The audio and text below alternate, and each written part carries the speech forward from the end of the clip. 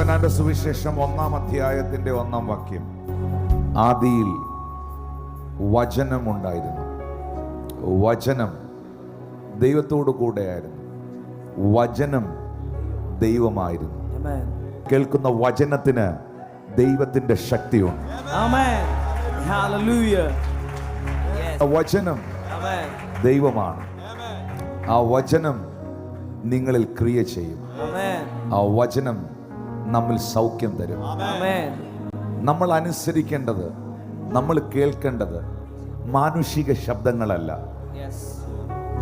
ഈ ലോകത്തിന്റെ ശബ്ദങ്ങളല്ല. ഈ ലോകത്തിന്റെ ശബ്ദങ്ങളെല്ലാം ശലോമോന്റെ ഭാഷയിൽ പറഞ്ഞാൽ എല്ലാം മായയാണ്, എല്ലാം മായയാണ്. ഹല്ലേലൂയ. എന്നാൽ പുല്ലുണങ്ങുന്നു, പൂവാടുന്നു, ദൈവത്തിന്റെ വചനമോ എന്നേക്കും നിലനിൽക്കും. ഹല്ലേലൂയ. കെടുന്ന ബീജത്താലല്ല, കെടാത്തതും ജീവനുള്ളതും